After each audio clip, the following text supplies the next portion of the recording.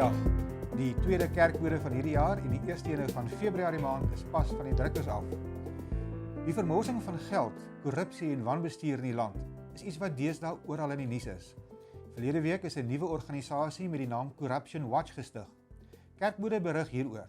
Ons het onder andere gesels met 'n dosent, 'n senior dosent in dogmatiek en etiek aan die Universiteit van Pretoria en ook met 'n leraar van die Verenigde Gereformeerde Kerk wie sy eie kerk se skatkis byna dol leeg gesteel is reg onder hulle neus.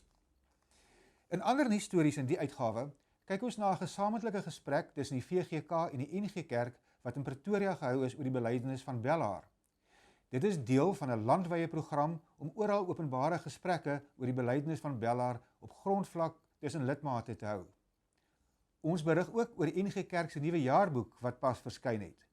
Daarin is dit duidelik dat die NG Kerk se lidmaattalle net soos meeste ander kerke besig is om af te neem, maar dat die NG Kerk steeds by verre die grootste Afrikaanse kerk is met meer as 1 miljoen lidmate. Buitelandse nuus is dat die geestelike boekmark in China steeds 'n geweldige bloeitydperk beleef. Al hoe meer geestelike boeke word daar gedruk en verkoop en die aantal Bybels wat in China verkoop word neem elke jaar net meer en meer toe. In die vorige uitgawe het kerkbode berig oor die Gereformeerde Kerke se sinode.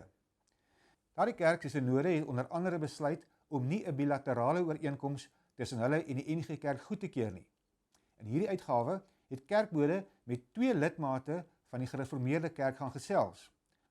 Hulle is die fisiekanselier van die Noordwes Universiteit, professor Teens Elof, en professor Gerry Snyman van Unisa. Albei hierdie is gesiene lidmate van die Gereformeerde Kerk.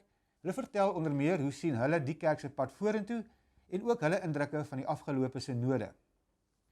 En na die eindtydvoorspellings wat die hele land en die hele wêreld verlede jaar in rep en roer gehad het, is dit uiteinde nog niet.